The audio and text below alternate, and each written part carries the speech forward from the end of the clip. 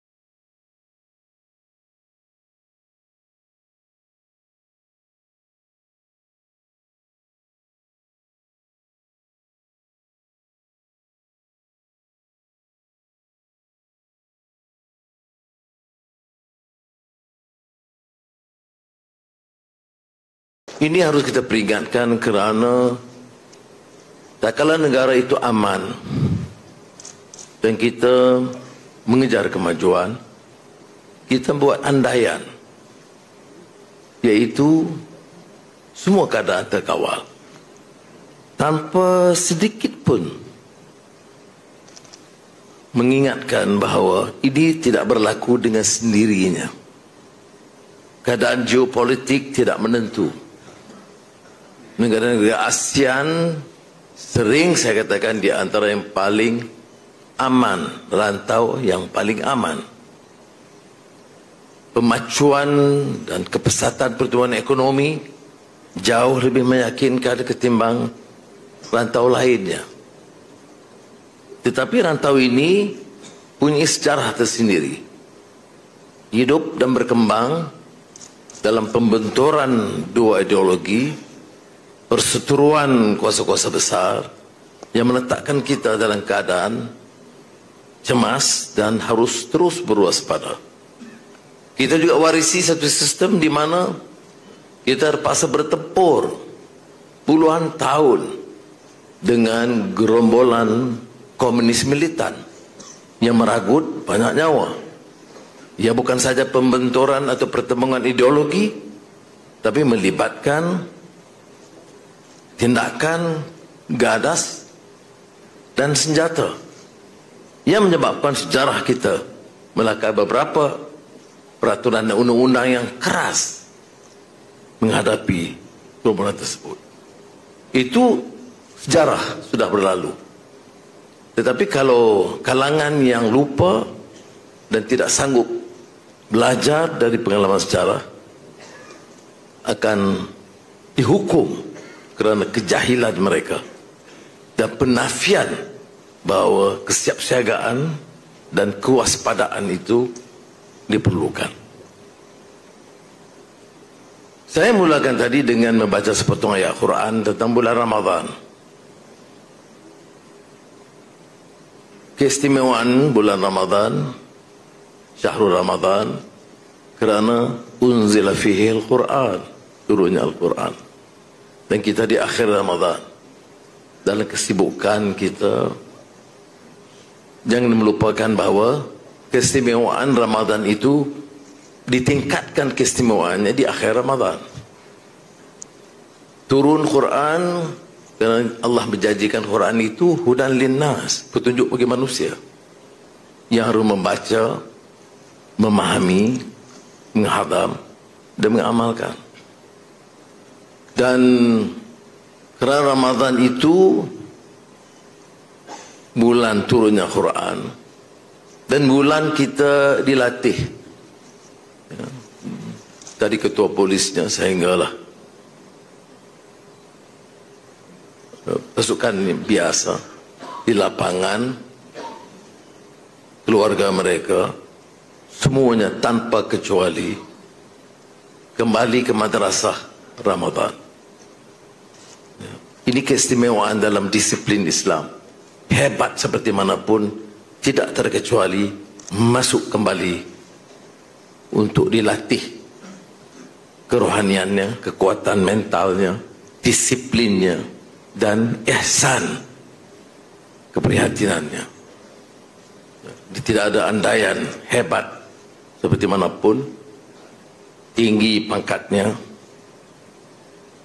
tinggi ilmunya, semua kekuatan itu tidak melepaskan dari untuk kembali muhasabah, baiki keyakinan, amalan, dan disiplin dan integriti dan keprihatinan. Karena ini 3 dimensi yang penting.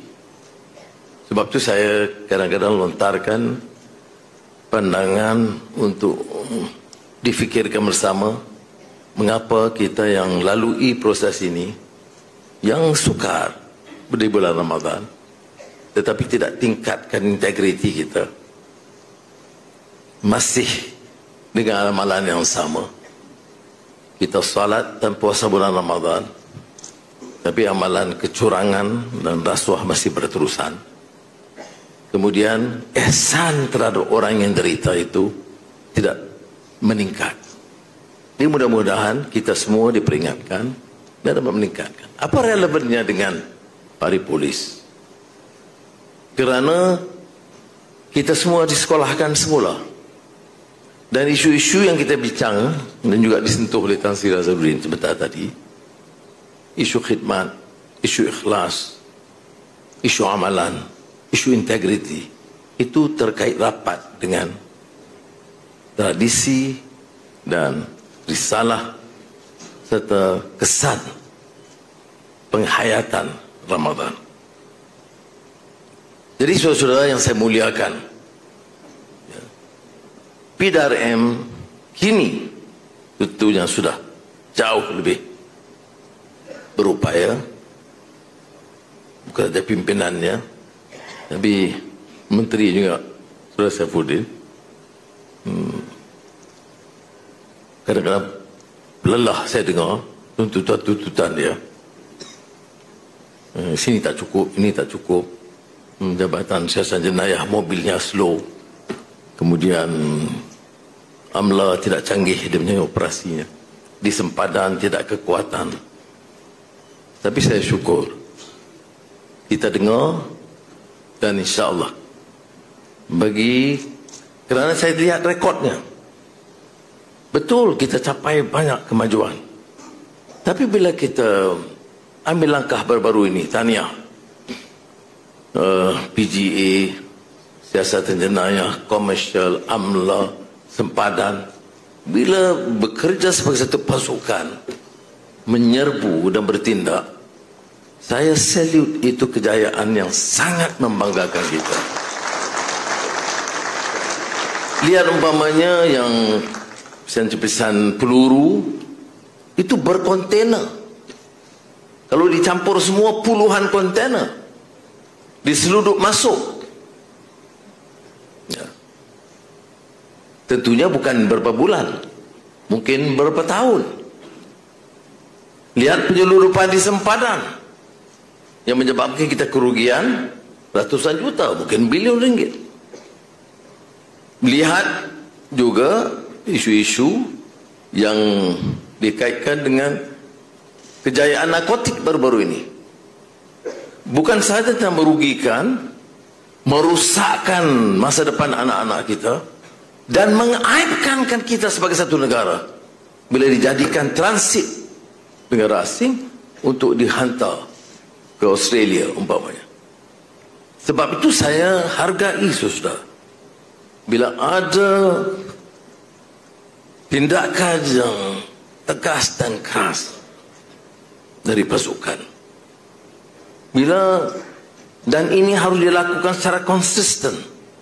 Saya yakin, saudara, bila kita bicara soal pembanterasan rasuah dan tata kelola, sekiranya agensi penguatkuasaan kita, PDRM dan lain-lain, secara tegas dan keras untuk 1-2 tahun ini tidak tolak ansur sama sekali, tidak peduli pangkat mereka dan pengaruh mereka, ambil tindakan sekeras-kerasnya, insya-Allah. Dan saya yakin suasana peta politik dan iklim negara ini akan jauh lebih baik.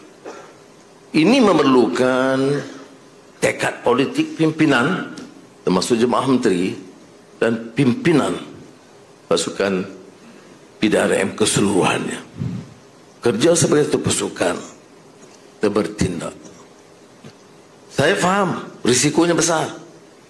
Baru menteri bisikkan kepada saya tentang beberapa pimpinan polis yang terus diugut. Dan kita akan ambil langkah apa yang perlu.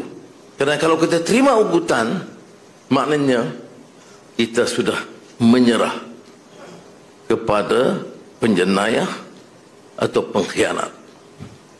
Semalam kita bicara tentang cyber attack dan hacking, dan agak berat terhadap MAHB dalam 1 hari yang lalu. Jadi perbincangan bagaimana menyelesaikan, termasuk tuntutan daripada hackers untuk memperolehi dana $10 juta atau sebagainya. Saya dimaklum, saya alhamdulillah, saudara, bulan Ramadan, saya tak tunggu 5 saat, saya terus jawab no. Tidak mungkin negara ini akan selamat kalau pimpinannya dan sistemnya mengizinkan kita tunduk kepada ultimatum penjenayah dan pengkhianat dalam atau luar negara. Ya, ada risiko, ya, dan kita harus hebahkan kepada rakyat. Ya. Dan ini juga memerlukan kecanggihan kita, dana tambahan kepada PDRM, kepada bank, negara dan semua untuk persiapkan. Tetapi itu sikapnya. Dan saya lebih yakin kerana jentera itu nampak bersama kita. Kalau tidak, apa makna madani dengan nilai? Ya. Siapa tidak mau kemajuan? Siapa mau elak daripada gangguan? Tetapi saya nak beri ini sebagai contoh bagaimana kita harus bertindak dengan wajah dan waras. Jadi saya ingin memberi gesaan. Tentu rakan-rakan saya jemaah menteri masuk KSN yang hadir tahu penilaian kita dan pernah tolak ansur hal ini. Kerana kalau kita nampak tunjuk kelemahan kita, negara tak boleh terkawal. Ya, kita boleh sabar dan pandangan dan kritik, tetapi tidak boleh sabar kalau ada bibit-bibit sama ada rasuah, penyeludupan, pengkhianatan atau permusuhan, unsur yang membawa permusuhan kaum dan agama.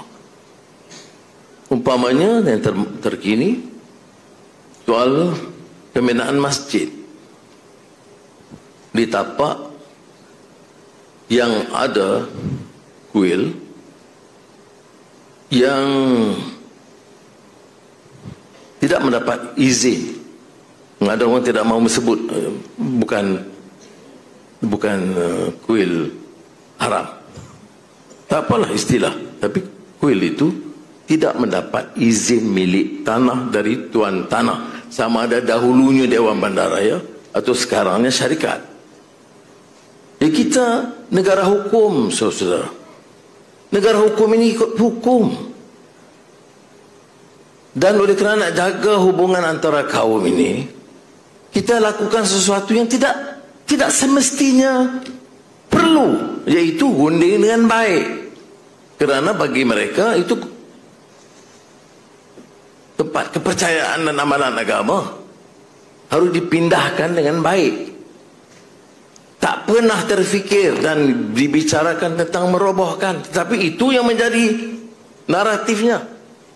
Kan jahat itu, ya. Kalaupun dia salah, tempatnya salah, kita kata angkat baik-baik, pindah. Tapi untuk selesaikan, kita kata pindah, syarikat beri sedikit ganti rugi. Saya tak tahu ganti rugi sebab apa. Kemudian diberikan tempat baru dengan ihsan Dewan Bandaraya. Jatuh kuasa, setuju untuk undi, tapi ada penghasut-penghasut lain, entah dari mana, dengan bicaranya melampau. Apakah kita ini, saya ini sebagai orang Islam, nak hancurkan semua penganut agama Hindu? Tidak sama sekali, saudara. Lakum dinukum waliyadin, agama dia. Saya seorang Muslim, mau jadi muslimun hakikiyun, tetapi tidak pernah diajar oleh agama saya untuk memusuhi dan merusakkan harta benda mereka. Tetapi jangan mereka anggap bahawa kita ini lemah. Ada masjid di Lahad Datu, tanya orang Sabah, yang dirobohkan kerana tidak ikut aturan. Ada surau di Perak yang dirobohkan kerana enggan. Hentikan dan Majlis Ugama memutuskan. Ada masjid di Sentul yang dirobohkan. Jadi bagi kita, negara ini mesti tegak atas hukum. Ialah soal teknikal. Masjid itu 50 tahun atau 100 tahun atau kuil itu 100 tahun. Kita perhatikan. 1 tahun bukan di situ. Di situ ada yang kata 2012, lagi 2008. Tapi tak mengapa. Jangan robohkan. Pindahkan dengan baik. Tapi tidak semestinya tiap kuil yang tidak mendapat permit tanah harus diberikan tanah ganti oleh kerajaan. Kerana ada berapa? 130 kuil yang tidak ada permit di wilayah persekutuan atau di Kuala Lumpur, 300 di Kedah, entah berapa ratus di Perak. Tak boleh begitu, saudara. Yang saya ambil sikap begini ini kerana saya ambil pendekatan yang sangat sabar. Saya minta supaya selesai dengan baik. Tak apalah nak bagi ganti rugi, tak mengapalah bagi tempat pindah, ya. Jadi yang kelompok Islam yang ekstrim maki saya kerana dia kata saya ini tunduk kepada tuntutan Hindu. Yang kelompok Hindu yang melampau pula kata ini saya ini nak Islamkan semua. Apatah lagi masjid itu nak dinamakan Masjid Madani. Sampaikan kawan-kawan saya pun kata, Anwar, tak usahlah tukarlah nama masjid tu. Ini jadi pemimpin bacul bagaimana mungkin? Bukan kita lakukan kesalahan. Cadangan kita itu tanah milik, saya cek semua betul. Mesti ada pendirian. Untuk memimpin, mesti tegas dalam hal-hal yang sedemikian. Jangan zalim, jangan anai, jangan robohkan. Tapi, jangan tidak lakukan apa-apa. Kawasan-kawasan amalan di situ, masjid-masjid berdekatan, sesak. Perlu ada tempat baru. Jadi, sebab itu saya akan teruskan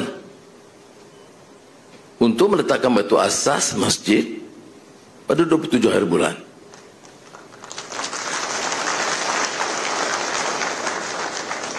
Dan saya minta jawatankuasa UIL itu seperti mana mereka lakukan, runding dengan baik.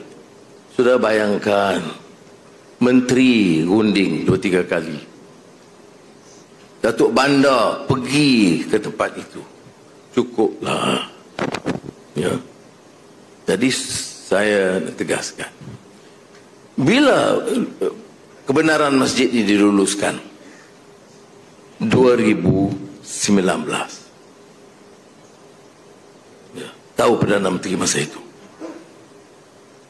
bila diberikan kebenaran pembangunan 2020, Perdana Menteri baru mengambil alih. Bila diluluskan kebenaran mula membangunkan, membina 2021, Perdana Menteri satu lagi. Yang salah Perdana Menteri sekarang. Ini macam cerita addendum dulu lah. Yang tangkap Perdana Menteri lama, yang dakwa Perdana Menteri selepas itu, yang masuk penjara ketika Perdana Menteri sebelum saya. Yang salah PMX. Tapi tak mengapa, rakan-rakan bertahu saya ini memang tak mengapa, kita boleh hadapi baik-baik. Tapi yang penting balik pada soal ini, saya suruh semua penganut agama, ya, kalau ada perbezaan pendapat sebanyak, baik, bincang cara elok. Jangan hasut. Pimpinan negara ini sekarang terutamanya mengambil pendekatan yang sangat lunak. Jangan anggap kita ini lemah. Islam agama persekutuan. Umat Islam majoriti negara ini. Tetapi kita tidak gunakan itu untuk menekan sesiapa. Yang majoriti dan negara Islam sebagai agama persekutuan mesti ikut hukum dan undang-undang. Yang minoriti pun mesti tunduk pada undang-undang. We cannot have a tyranny of the majority, neither should we condone a tyranny of the minority. Kita kena pertahankan apa yang disebut nilai madani ini, democratic values.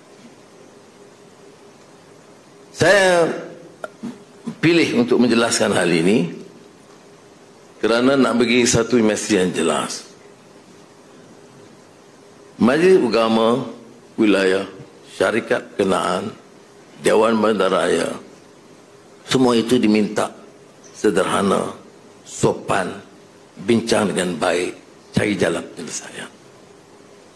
Kepada Jawatankuasa Kuil saya sebut begitu, bincang dengan baik. Kami ini rakan dan sahabat, saudara. Kami ini bukan musuh. Dan jangan gambarkan kami ini sebagai orang-orang yang zalim. Dan jangan dengar penghasut-penghasut. Ya. Ada yang Melayu yang bagi tahu apa salahnya buat masjid tepi kuil itu. Memang tak ada salah. Yang salahnya tanah itu milik syarikat. Ya. Jadi ikut peraturan dia. Dan kita pula beri ruang kepada kuil itu pindah dengan baik. Ya. Dan arahan kita konsisten. Tan Sri tahu, Kota Polis Kuala Lumpur tahu, jangan sama sekali ganggu atau mempersulitkan amalan mereka. Ada orang yang bekas menteri, bekas menteri jadi jago. Padahal semua kelulusan itu masa mereka berkuasa. Kelulusan membina masjid masa mereka berkuasa. Penjualan itu 2012. Walaupun peguam ni silap tarikh. Itu masa mereka berkuasa. Kelulusan masjid itu bukan masa saya. 2019. Dan bila kelulusan masjid itu bermakna syarikat mesti mewakafkan tanah itu. Bukan milik syarikat lagi. Dan ini tanpa kecuali, itu peraturan dia. Jadi sudah insya-Allah keadaan akan baik, saya yakin. Tetapi saya tidak mau hal ini mengganggu. Negara ini tercabar, sistem geopolitiknya itu tidak menentu. Saban hari kita memikirkan itu. Kemudian kita harus pusatkan kepada kecekapan tata kelola. Kurangkan ketirisan. Hentikan amalan bobrok rasuah. Pemimpin-pemimpin yang mencuri wang rakyat dan negara. Hentikan itu. Kemudian tumpu untuk memacu pertumbuhan ekonomi. Kita dari tarikan pelaburan, AI, data center, digital transformation. Kita bicara kesiapan anak-anak kita, termasuk anak-anak polis. Bagaimana nak kita latih dan tingkatkan upaya mereka menguasai bahasa Melayu dengan baik, menguasai bahasa Inggeris sebagai bahasa kedua yang cukup baik. Beri pendekatan baru, artificial intelligence dengan aliran STEM. PAUD sebagai anak bangsa dan jati diri dengan kekuatan dan kefahaman agama, nilai dan budaya bangsa. Ini cabaran-cabaran kita. Kalau tidak, kita akan tempak, kalah dalam persaingan ini. Tak ada jaminan bagi anak-anak kita. Saya bukan nak mendabik dada kata pimpinan sekarang, tapi jarang dalam sejarah di mana kita punya barisan pimpinan yang tumpu ini, islah, bawa perubahan ke arah kebaikan, tekan tiap kementerian, tiap jabatan, tiap agensi penguasaan. Ya, sudah baik, tetapi belum cukup baik untuk angkat martabat negara ini sebagai negara yang hebat. Saya punya cita-cita itu sebagai orang yang sudah angkatan 70-an. Apa tidak boleh difaham oleh orang yang 50-an, 40-an, 30-an, 20-an? Kita mampu angkat martabat negara ini. Malaysia harus cemerlang dan hebat dengan usaha kita, upaya kita, kerja kita dan kesediaan kita melakukan perubahan sebaiknya. Tanpa kecuali, saudara.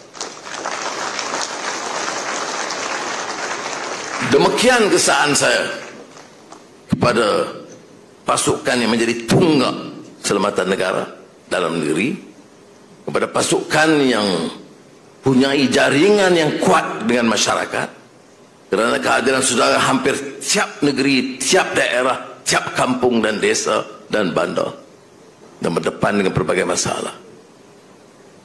Ini pesan saya yang agak lain daripada pesan untuk hari polis biasa. Nak bicara soal allowance, bonus dah announce dah. Cukuplah setakat ini. Terima kasih.